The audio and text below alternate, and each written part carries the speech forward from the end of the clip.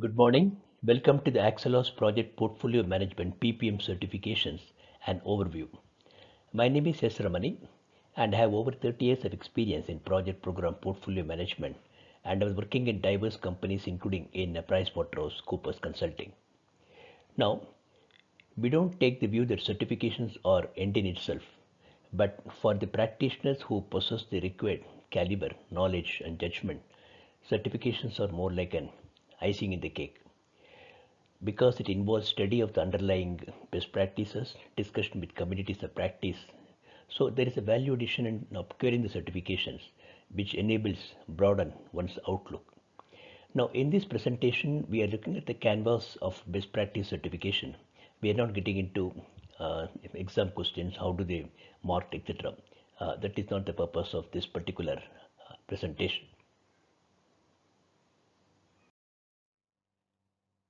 So we'll give an overview of the Axelos certifications.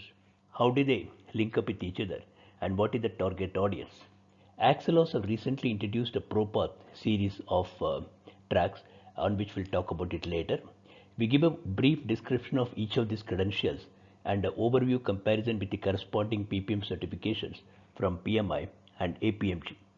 We use the term P3M and PPM interchangeably because this is the way some of the industry standards they refer, they are interchangeably used and they are one and the same. We from GRT Consulting are amongst the distinct global providers offering client customized solutions, integrating best practices across project, program, and portfolio management. We also synthesize the best practices from various industry bodies such as PMI, Axelos, APMG, and other proprietary models to give the best solution suiting the client's need and scale. We primarily focus on corporates and professionals. For corporates, we give consulting, maturity assessment, and process improvement solutions. And for professionals, we give facilitation and leadership coaching solutions. Now let's look at the best management practices from Axelos. If you look at that, for portfolio management, we have got MOP, management of portfolios, which is a very superb guidance to tell you how to define the portfolio and how to implement the portfolio. For the program management, we have got MSP, Managing Successful Program, which defines how to actually define the program, which is a series of integrated projects, and also the realizing outcomes and benefits. For the project management, many of you would be familiar with Prince2, which is quite a long-standing model. We also briefly talk about P3O, which talks about portfolio, program, and project offices, very similar to EPMO that we are familiar about. And we also give an idea of what is P3M3, which is a maturity management model from Axelos. Although ITIL is a part of the best management practice guideline, it is not a part of PPM, so we wouldn't be discussing on ITL in this presentation. So we give a brief overview of what are these certifications, what are the major underlying bodies of knowledge, the target audience, and how do they link up with each others. As many of you know, portfolio management, program management, and project management are three distinct levels or layers, we can call that, in an organization. Portfolio management looks at the value, how does it provide the aggregate value to the organization. Program management looks at the benefits which are realizable by the program, and project management looks at the outputs and deliverables which are all coming out of the execution of the project. If you look at side, the EPMO, um, the EPMO facilitation and organizational change management are two facilitators cutting across portfolio management, program management, and project management. For successful program and portfolio management, we need to have a proper EPMO along with organizational change management. These messages we will be talking about that.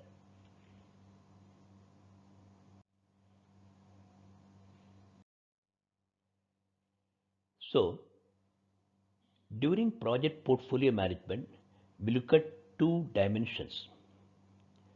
As a part of portfolio design, we're looking at, am I doing the right things? Am I selecting the right projects and programs for execution? And as a part of portfolio delivery, we are looking at, am I doing things right or be executing the projects and programs well? We can call them effectiveness and efficiency for brevity. Some organizations are good in effectiveness. They choose the right projects and programs, but the execution is poor.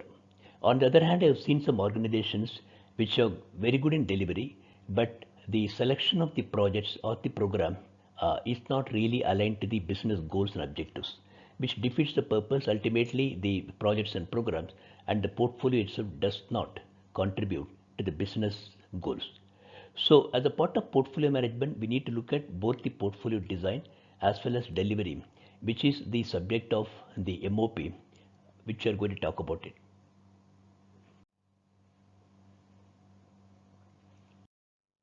Management of portfolio, MOP, is a superb framework from Axelos. If you look at this diagram, there are two cycles we talk about: portfolio definition life cycle as well as portfolio delivery life cycle. There are practices within each of these life cycles. So if you look at the portfolio definition life cycle, there are 5 practices. The first practice talks about understand. Are we understanding what are the business goals and priorities, and are the existing projects and programs aligned to the existing goals? Then we look at categorize, that what are the current as well as planned initiatives, how they need to be bucketed or segmented across multiple segments. These segments could be very unique to the organization, just like R&D projects, improvement projects, statutory projects, and so on, maintenance type of projects, and so on. Because this categorization enables treatment of different projects as per their importance, and also the ROI has to be calibrated accordingly for different types of segment. Prioritize is one practice where we use a lot of analytical and mathematical techniques. We consider ROI, net present value, NPV, IRR, etc., while prioritizing which projects and programs to be taken up across multiple categories within the given resources, given budget, and also within the risk factors. We look at affordability and achievability from the risk factor as well as from the budget factor when we look at the prioritized practice. Then we look into balance practice, how to actually sequence the projects and programs from the prioritized practice across the life cycle of the portfolio. Because it depends on a lot of things: availability of funding, availability of resources, the stress which is on the business as usual, etc. So there is sort of a balancing has to be done across the life cycle.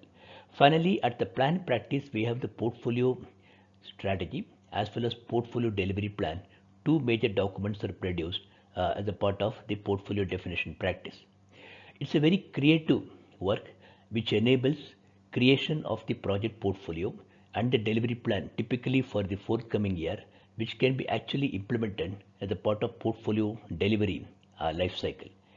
If you look at the portfolio delivery life cycle, there are 7 perspectives given here, like benefits management, financial management, risk management, stakeholder engagement, organizational governance, resource management, and management control. These are called 7 perspectives, which are portfolio definition life cycle and portfolio delivery life cycle are interlinked to the organizational energy. How much energy the organization puts in between portfolio definition as well as portfolio delivery. Now, MOP gives a clear guideline on how to define the portfolio, how to run the portfolio, what is the role of the EPMO, and what are the different roles and responsibilities which are required for the successful execution of the portfolio. Typically, the candidates who come for MOP workshop and also the engagement we do for MOP represent a higher level of management which are closest to strategy. Program management focus talks about realizing of outcomes and benefits. Combination of multiple outputs lead to realization delivery of capabilities which lead to realization of outcomes and benefits, leading to achievement of strategic objectives and goals. So the very focus of program management is on achievement of the outcomes and benefits um, which are key to the success of the program. So Axelas have got the model Managing Successful Program MSP, which is the current version was released only in 2020. As you can see, there are principles, themes, and processes which actually they get interlinked as a part of the MSP.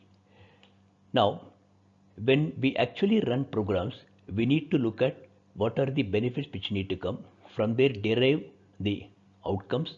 From outcomes, we derive which projects and programs which need to be sub-program which need to be there for achieving the outcomes and benefits. To give an example, let's consider the target operating model (TOM) in a program environment. In a typical MSP environment, we look at the multiple perspectives like processes, culture, organization, technology, infrastructure, information and data, knowledge and learning. We look at the as is and to be states and see what needs to be done to bridge the gap between as is to be. This gap is bridged by the projects and collectively in an integrated sequence they form the program which delivers the capabilities to realize the outcomes and benefits. So target operating model, which many companies call blueprint, is a very important document in the program environment, which we don't really see in a project type of context.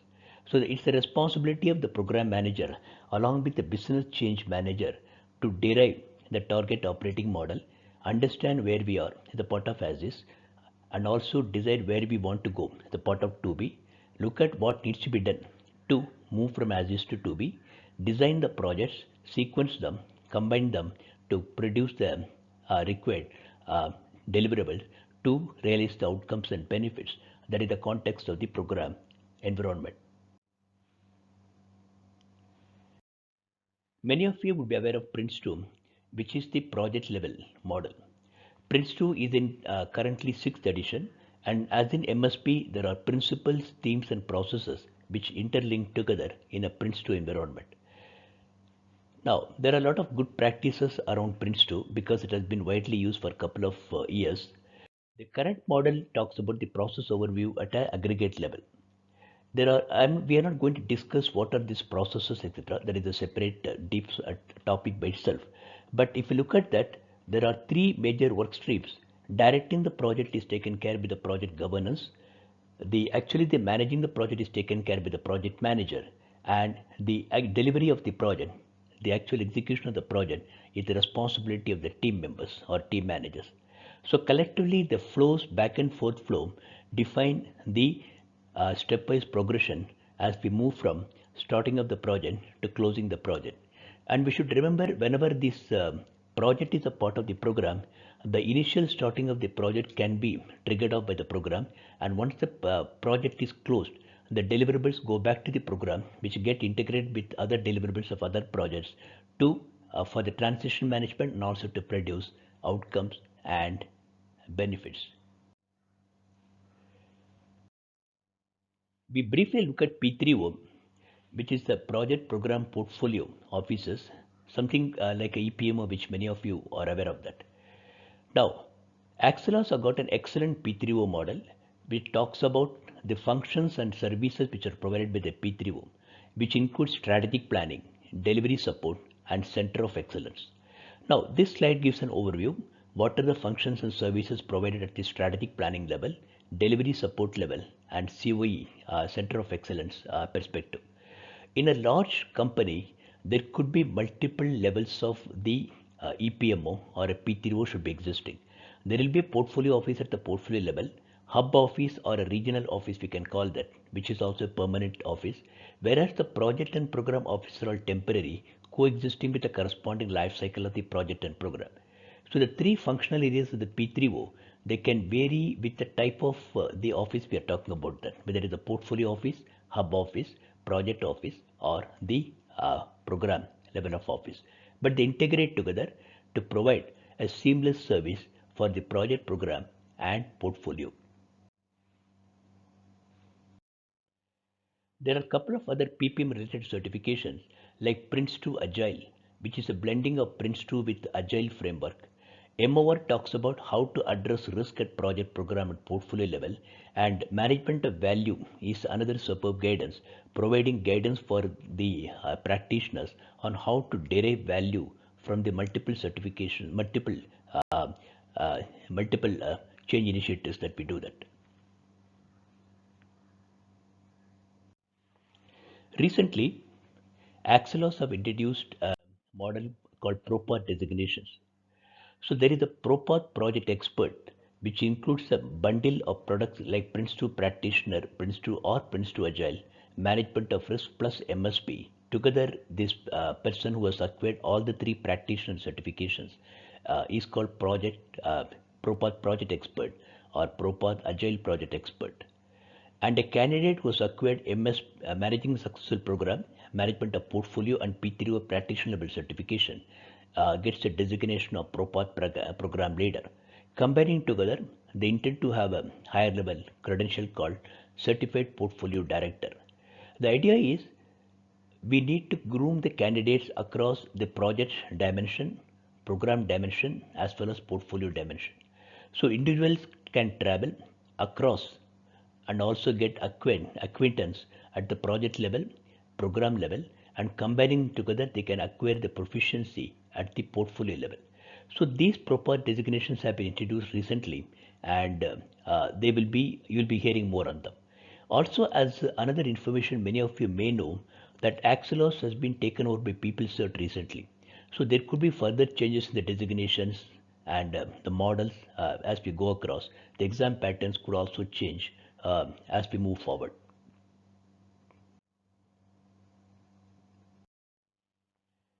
We briefly also talk about P3M3, which is a model from Axelos on portfolio, program, and project management maturity model.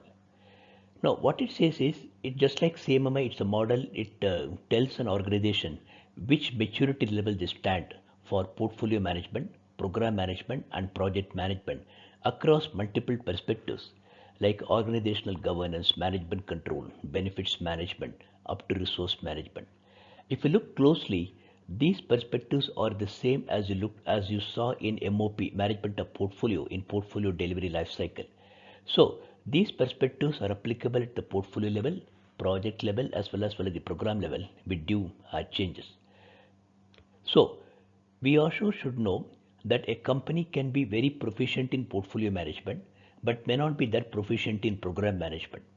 Or most of the companies we have seen are good in project management, but may not be so mature in terms of program management as well as portfolio management.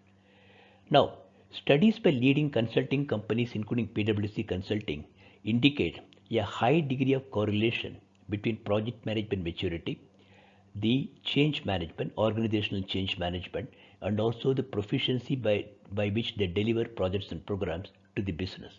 So, successful companies excel in all the three. So, that is the reason many of the organizations are now moving into assessment. Where do they stand? Where do they need to improve from the P3M3 perspective? This is a robust model from Axelos. It's a more a consulting framework from Axelos, and GRT Consulting as an consulting partner have been delivering multiple assessment and assurance solutions to client as a part of P3M3 model. So let us look at the project portfolio management maturity levels as per P3M3.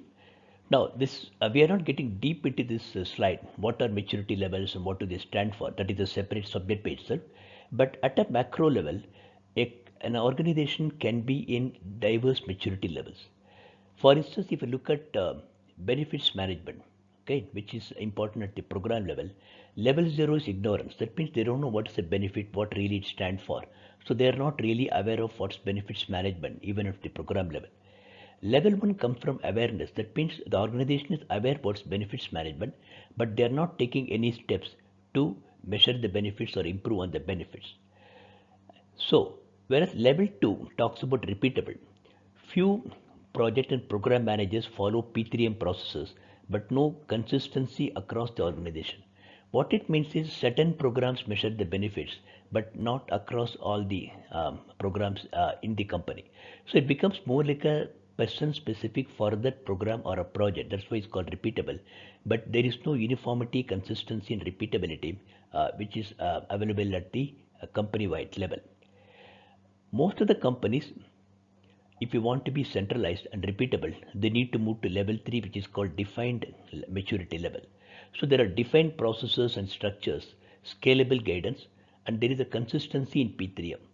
This is the place the EPMO or the P3O guidelines indicate a centralized EPMO, defined processes, defined organization structure, skill set requirements, tools like PMIS tool, Project Management Information System tool, so that this is the minimum stable steady state every company should try to move into. Level 4 maturity talks about managed type of maturity, where we do quantitative analysis, knowledge management, quality management, metrics, how many projects are going 10% cost overrun, how many projects have got 5% time overrun. This type of metrics get measured, recorded, and also why we are doing this, the quality management process are all taken into account. Level 5, the highest optimized level of maturity. Continuous improvement, proactive planning and execution, effective risk management, defect proofing. So as a part of optimize, the companies make sure they don't actually make mistakes while executing projects and programs. So continuously they try to seek defect proofing and eliminate errors or defects which creep into their processes, information systems, skill sets, and also the culture part of that. Now, most of the companies we have seen, they lie between maturity levels 2 and 3, somewhere around 2.5, etc. Whereas some of the mature larger companies, they lie in between maturity levels 3 and 4. Maturity level 5 is very highly unlikely for a large company. A particular division like R&D or similar division may acquire the level 5 maturity, but it is very costly and it is quite cumbersome for an organization itself to try to go for level 5 unless it is a very mission critical type of service they are providing. It's not really, it's like a goal or a sort of an aspiration goal, you should say that. Most of the companies, if they're very good in 4 and moving towards 5, they should be good enough for giving good client services. We should also remember most of the companies measure their maturity for multiple purposes, to scale up, to improve their project management processes, and also showcase to their clients in which maturity level they are in for getting more funding or for bidding for RFPs, etc. So it is a sort of an aspirational journey rather than a tick marking exercise. Most of the companies, when they take a PPM maturity assessment, they discover a lot of black holes which they thought that they are doing well, but they are not doing well. As a consultant and assessor, GRT Consulting, we provide the services for assessing maturity, where do they stand, advising companies which maturity level they should move into, and what should be done to move from as is to 2B maturity levels. We also talk about a broad mapping between Axelos, PMI, and APMG production certification offerings. Now, we are not advocating one certification is better than another. The idea is to give an overall reference purpose, what are the major certifications from various industry bodies and how do they stack up each other. Of course, a good consultant will be aware of major service offerings and then customize those service offerings depending upon the context of the client. For project management, as we saw, Axelos provides Prince2, and from PMI, many of you may know we have the Project Management Professional PMP, and from APMG, the corresponding framework is called Praxis, which is an integrated framework across project program and portfolio management. For program management, the Axelos framework is Managing Successful Program (MSP), and PMI, they got their own body of knowledge and certification called Program Management Professional (PGMP). And for portfolio management, Axelos have got MOP, as we saw some time back. From PMI, I got the portfolio management professional PFMP, and Praxis covers an aspects of the portfolio management. So typically, as you know, it's more like some of the geography orientations also matters.